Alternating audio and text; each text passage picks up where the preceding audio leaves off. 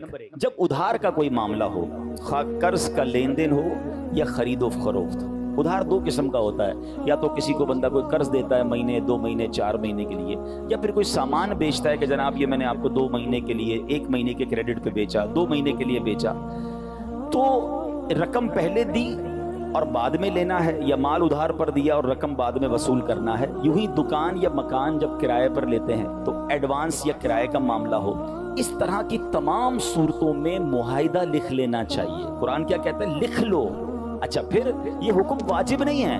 ऐसा नहीं कि जो नहीं करेगा, ज़बानी मुआहिदे से कारोबार कर रहा है या सिर्फ ज़बानी मुआहिदा हो रहा है, नहीं लिख रहे तो गुनाहगार होगा। वाजिब हुक्म नहीं है, लेकिन अगर अमल कर लिया जाए तो ये बहुत सी तकलीफों से बचाता है। हमारे ज़माने में तो इस पर हुक्म इंतहाई ज़रूरी हो चुका है, क्योंकि दूसरों का माल दबा लेना, मुआहिदों से मुकर जाना, कोई सबूत नहीं है तो जनाब असल रकम से ही इनकार लोग कर देते हैं। लिहाजा जो अपनी आफियत चाहता है वो इस हुक्म पर ज़रूर अमल करे, वरना बाद में सिर्फ पछताना ही नसीब होगा।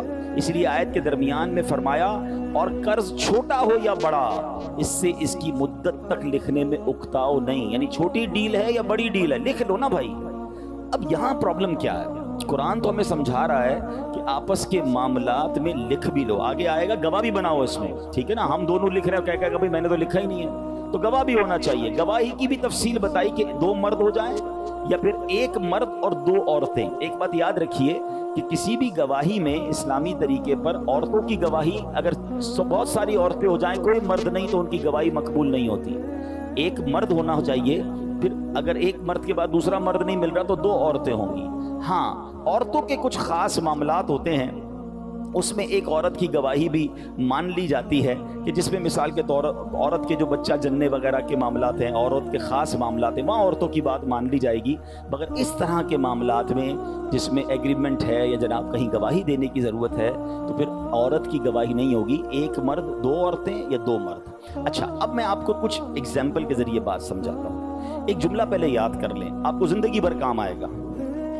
एग्रीमेंट करते वक्त गैर हो जाओ, हमेशा अपने रहोगे। जुमला क्या है? मुआहिदा करते वक्त गैर हो जाओ, हमेशा अपने रहोगे। अगर एग्रीमेंट करते वक्त अपने बन गए ना, थोड़े अरसे बाद गैर हो जाओगे। ये बात बड़ी बड़ी पते की है और बड़ी तजर्बे की बता रहा हूं। हम क्या करते हैं, यार मेरा दोस्त ही है ना, कर लेंगे भाई। अरे भाई दाम तो बता दो, अरे जो देना हो दे देना। ये आजकल क्या होता है, अब रिक्शे में बैठ जाएं, टैक्सी में बैठ जाएं, भाईजान इधर तक जाना है, कितने पैसे?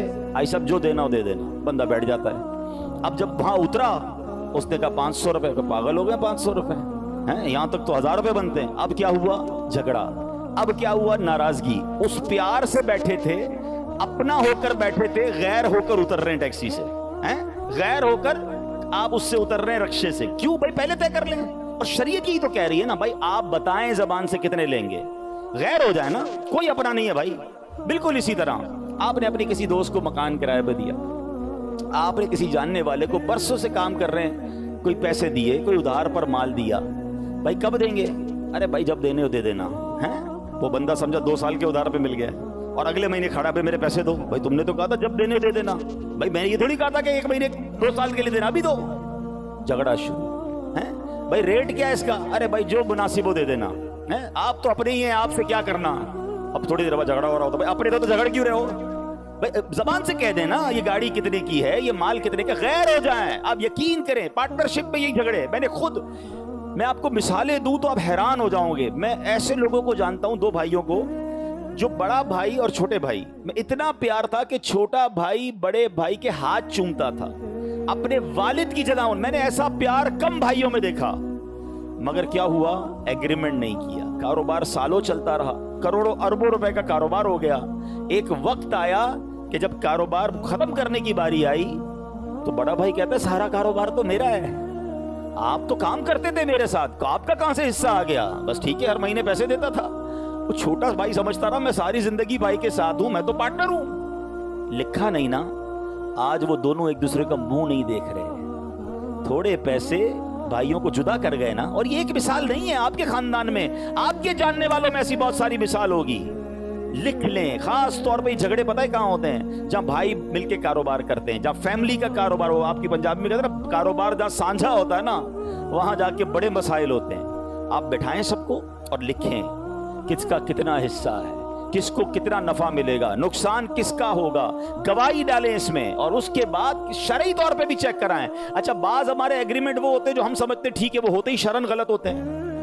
तो क्लियर कर दे चीजों को, एग्रीमेंट करते हुए गैर हो जाओ। मैं जानता हूं ऐसे लोगों को, एक दो बार मेरे साथ भी तजर्बा हुआ। बड़ा प्यार था, बड़ी दोस्ती थी, और कोई काम हमने आपस में किया तो अगले ने बड़ा सख्ती से कहा भाई ये होगा, ये नहीं होगा, ये होगा। थोड़ा सा मुझे भी झटका लगा, यार ऐसे बात कर रहे हैं। कह रहे भाई एग्रीमेंट के वक्त हम दोनों गैर हैं, कोई पुरानी दोस्ती नहीं है, सब चीजें इस पे लिखेंगे। मजा आया मुझे, क्यों कि आज आपने लिख लिया ना, अब कभी झगड़ा नहीं होगा, अब आप अपने रहेंगे, दोस्ती बरकरार रहेगी, रिश्तेदारी बरकरार रहेगी। और यही कुरान सिखा रहा है। कितना प्यारा कलाम है रब का। ऐ ईमान वालो, जब भी कोई ऐसा लेन देन करो लिख लो। हम लिखते नहीं हैं, और ना लिखकर मैंने खानदान बर्बाद होते देखे हैं, भाइयों में दुश्मनियां होते देखी हैं, रिश्तेदार भाई बहन खून के प्यासे हो गए क्योंकि लिखा नहीं, क्लियर नहीं किया। यहां मैं एक और अर्ज करूंगा, ये तो कारोबार के मामलात हो गए, पार्टनरशिप के मामलात हो गए, सौदे के मामलात हो गए, किराए पर आपने दुकान दी, मकान दिए, लिखें कितने टाइम का एग्रीमेंट है। अरे भाई जब खाली करना हो कर देना, अपनी बात है, आपका ही घर है जनाब, आपका ही घर है, और वो आपके ही घर से भी निकालने आ जाते हैं। और जब वो निकालते तो वो निकलता भी नहीं, तुमने तो कहा था मेरा ही घर है। अब भाई ये कहने के लिए तुम्हारा था, वाकई है तो मेरा ना, मुझे जरूरत है। फिर लड़ रहे हैं, फिर गिरबान पकड़ रहे हैं, फिर पुलिस आ रही है। वो बचपन के दोस्त, वो खानदानी दोस्तियां सब तबाह हो गई। एग्रीमेंट नहीं किया, क्लियर नहीं किया, लिखा नहीं। मैं बड़ी अजीब बात करने जा रहा हूं। अगर कोई भाइयों का कारोबार साथ चल रहा है, फैमिली का कारोबार साथ चल रहा है, एक बार हिम्मत कीजिए, बैठ जाइए और लिख लीजिए कि मेरा कितना है, आपका कितना है। आज आंखें खुली हैं, कल कोई भाई दुनिया से भी तो जा सकता है। बाद में बच्चे लड़ेंगे, बाद में नस्लें लड़ेंगी, क्योंकि क्लियर ही नहीं था। बड़ा भाई समझता रहा मैंने शुरू किया था, मेरा कारोबार है। छोटा भाई समझता रहा कंपनी में सब जगह मेरा भाई मुझे अपना पार्टनर बताता था, मैं पार्टनर हूं। वो पार्टनर समझ के जीता रहा, वो सेठ समझ के जीता रहा, बाद में लड़ाइयां हो रही हैं। क्लियर कर लेना। अगर छोटे भाई को लगता है कि मैं पार्टनर नहीं तो कोई और कारोबार बेचारा कर लेगा। 30-40 साल मेहनत के बाद पता चला मैं तो कुछ भी नहीं हूं इस कंपनी में, तो क्लियर कीजिए। मैं यहां तो एक और बात कहने जा रहा हूं। हमारे कुछ वालिदैन अपने बच्चों के लिए जिंदगी मुश्किल करके दुनिया से जाते हैं। वो क्या गलती करते हैं? क्लियर नहीं करते कि किस बच्चे का क्या है। होता क्या है, माँ किसी बच्ची के घर गई, बेटा मेरे मरने के बाद सोना तूने ले लेना है। बाप ने किसी बच्चे को अकेले में कह दिया, बेटा ये मेरा इंतकाल हो ना, ये प्लॉट तेरा है। माँ ने किसी दूसरी बच्ची को कह दिया, मर जाऊं तो ये घर तेरा है। अच्छा, सबको कह दिया, आपस में बिठा के किसी को नहीं कहा। माँ बाप की आंखें बंद हुई, बहन कसम खा रही है माँ ने सोना मुझे कहा था, भाई कहता है प्लॉट मुझे कहा था, वो दूसरा कहता है घर मुझे कहा था, सारे लड़ रहे हैं। ये क्या कर रहे हैं आप? अगर आपने कोई फैसला करना भी है, सारे बच्चों को बिठाएं और लिखवाएं कि मेरे मरने के बाद ये इसको देना, ये इसको देना, ये घर उसका, ये फला उसका, और सबकी साइनें करवा लें। और फिर शरई तौर पे भी चेक करवाएं ना। आप कहीं अपनी वसीयत पे किसी को महरूम तो नहीं कर रहे, किसी एक बच्चे को ज्यादा, किसी को कम, और जो शरीयत ने आपको इख्तियार ही नहीं दिया वो तो नहीं कर रहे। क्योंकि मरने के बाद वरसा का हक कुरान ने बयान किया है।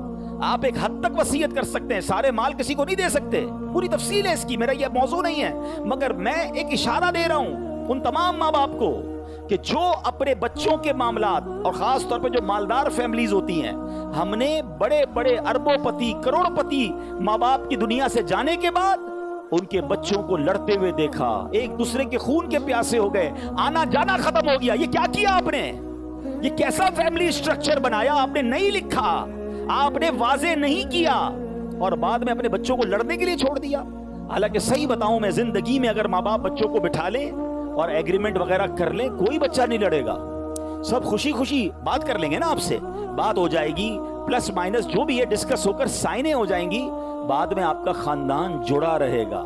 और याद रखिए, जिंदगी का ये टारगेट होना चाहिए मेरा और आपका कि मेरे मरने के बाद मेरे बच्चे जुड़े रहें। वो जुड़े रहेंगे तो मुझे इसाले सवाब करेंगे, आपस में ही लड़ते रहेंगे, माँ बाप को भी बुरा भला कहेंगे, कैसे अम्मा अब्बा थे ऐसा कर गए कि आज हम लड़ रहे हैं। क्या फायदा किया आपने? करोड़ों रुपए, लाखों रुपए कमाए भी और बच्चों को लड़ने के लिए छोड़ दिया। नहीं, कुरान कहता है लिख लो, کیا خوبصورت رہنمائی ہے. اور آج پوری دنیا میں آپ جائیں, یہ ہمارے یہی ہوتا ہے, باقی دنیا میں ہر چیز, آپ کچھ بھی لیں آپ کو ایک پہلے پیپر آئے گا, سائن کریں, ہر چیز پر آپ سے سائن کروایا جاتا ہے, بھائی آپ کا ہمارا یہ ایگریمنٹ ہے, آپ کا یہ طے ہے.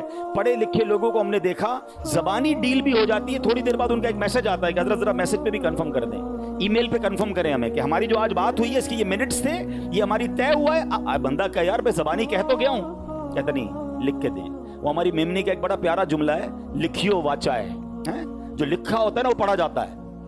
تو لکھنے کی عادت, ایگریمنٹ کی عادت, گواہوں کی عادت ڈالیں. پھر جملہ کہہ دیتا ہوں زندگی بھر کام آئے گا. میں یقین کریں اپنی زندگی کا ایک نچوڑ آپ کو پیش کر رہا ہوں کہ ایگریمنٹ کرتے وقت غیر ہو جاؤ, ہمیشہ اپنے رہو گے.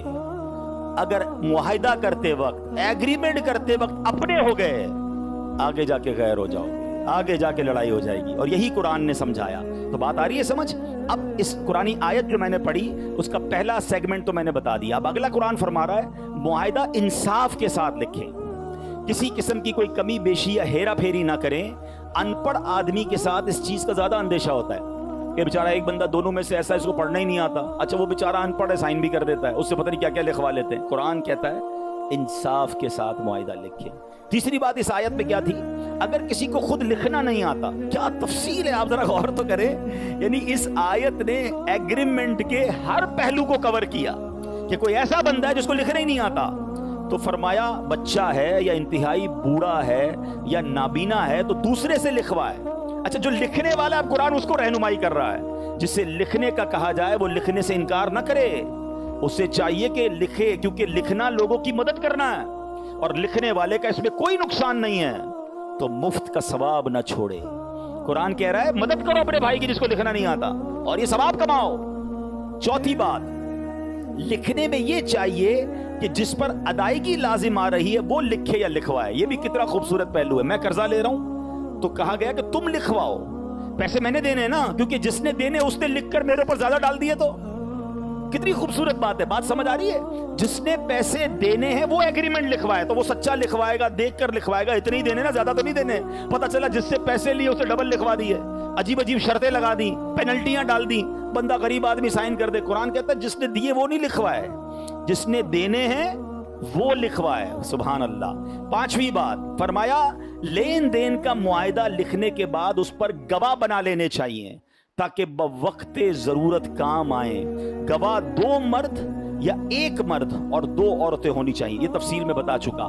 اچھا اب یہاں پر ایک اور قرآن نے اجازت دی کہ اگر ہاتھوں ہاتھ سودا ہے, آپ اسٹور پہ جاتے ہیں, 500 روپے دیے, آپ نے آٹا خریدا, آپ نے جو بھی چیز خریدنی ہے, اس کی ضرورت نہیں ہے, یہاں لکھنے کی ضرورت نہیں ہے, یہ تو ہاتھوں ہاتھ ہو رہا ہے نا, پیمنٹ دی, چیز لے لی.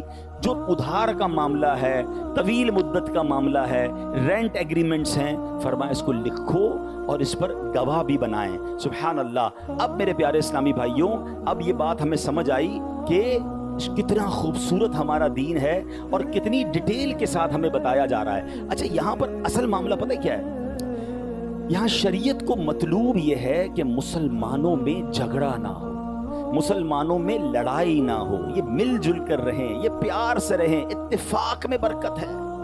کیا اب دیکھیں یہ میری اور آپ کے دین کو مطلوب ہے. بات بات پہ جھگڑا, بات بات پہ لڑائی, اس لیے کاروبار بھی کلیئر کر کے ہونا چاہیے. زندگی کے معاملات میں چھپی ہوئی چیزیں ہڈن نہیں ہونی چاہیے.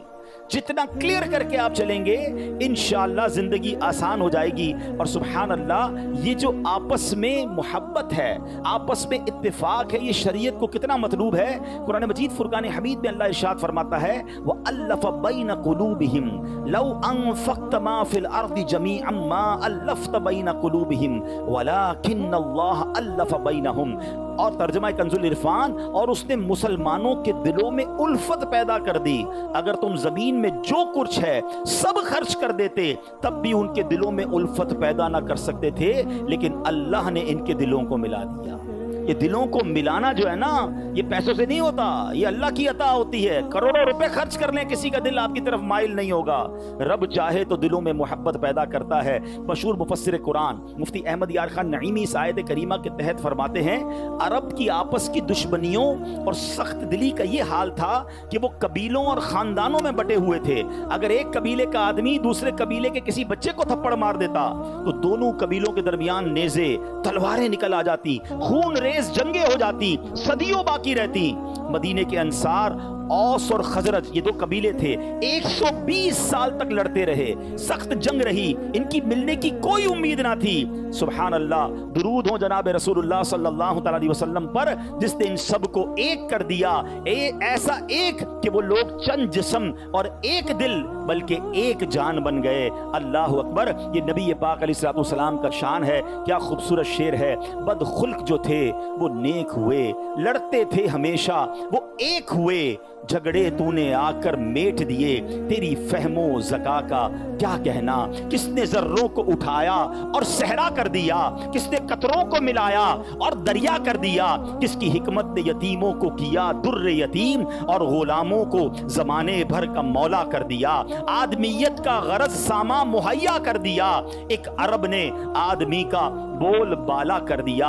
ऐ मेरे प्यारे इस्लामी भाइयों, सरकार दो आलम सल्लल्लाहु अलैहि वसल्लम का फरमान सुने कि एक रिवायत में है कि हज़रत मुजाहिद रहमतुल्लाहि तआला अलैह फरमाते हैं कि जब कोई शख्स अपने मुसलमान भाई से मिले, इससे मुसाफा करे यानी हाथ मिलाए, तो उन दोनों के गुनाह ऐसे झड़ते हैं जैसे तेज हवा से पत्ते गिरते हैं।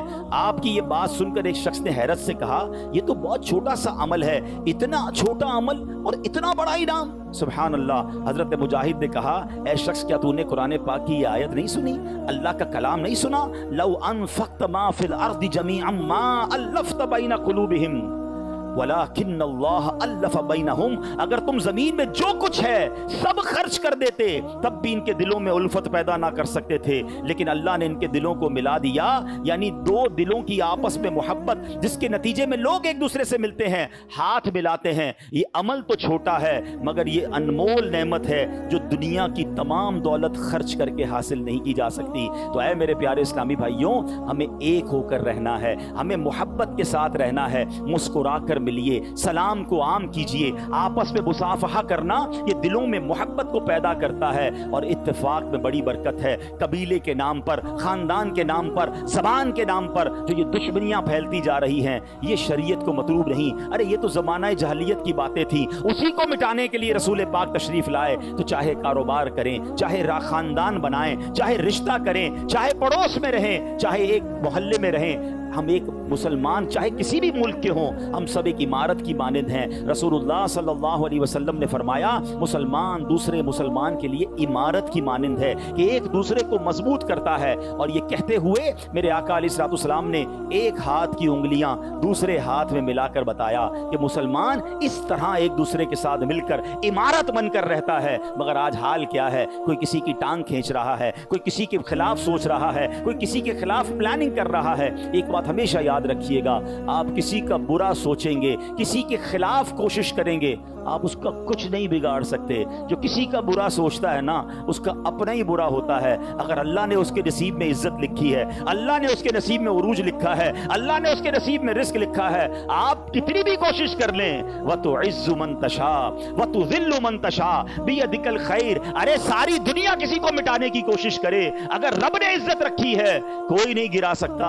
और सारी दुनिया किसी को उठाने की कोशिश करे, उसके मुकद्दर में जिल्लत है, उसे कोई बचा नहीं सकता। तो किसी का बुरा न सोचें। एक जुमला आखिर में नॉर्मली अपने बयानात में कहता रहता हूं, आज फिर सुन लो, आज फिर याद करने की कोशिश कर लें कि सबका भला, सबकी खैर, सबके भले में अपनी खैर। हमेशा याद रखिए कि मैं दूसरों का भला चाहूंगा, इंशाअल्लाह मेरा भला हो जाएगा। तो आज कुरान मजीद फुरकान हमीद की जो हमने आयत सुनी, सुभान अल्लाह, वन ऑफ द ब्यूटीफुल आयत, कितनी डिटेल के साथ हमें एग्रीमेंट का तरीका बताया गया, एग्रीमेंट की अहमियत बताई गई, चीज़ों को क्लेरिफाई करके काम करने के बारे में बताया गया। अब मैं और आप सोचें कि हम इस बारे में क्या करते हैं। तो अगर आप चाहते हैं कि ज़िंदगी आसान हो तो चीज़ों को क्लियर करके चलें, कारोबार करें, डील करें, उधार दें, कर्ज दें, लिख लें, ताकि बाद में नाराजगी ना हो। अरे भाई फिक्र ना करो, बाद में कर लेंगे, आप तो अपने हो, जब देना हो दे देना। अरे जो रेट लगाना हो लगा लो, अरे मसला ही कोई नहीं है, घर ही आपका है, रहिए जितना टाइम रहना है। ये बाद में झगड़ा करवाएगा, ये बाद में दूरी लाएगा। खानदान बचाना है, कारोबार बचाना है, इज्जत बचानी है, तो चीजों को क्लेरिफाई करें, लिख लें, गवाह रखें, एग्रीमेंट कर लें, इंशाअल्लाह ज़िंदगी आसान हो जाएगी। अल्लाह मुझे और आपको कुरान पाक के अहकाम पर अमल करने की तौफीक अता फरमाए।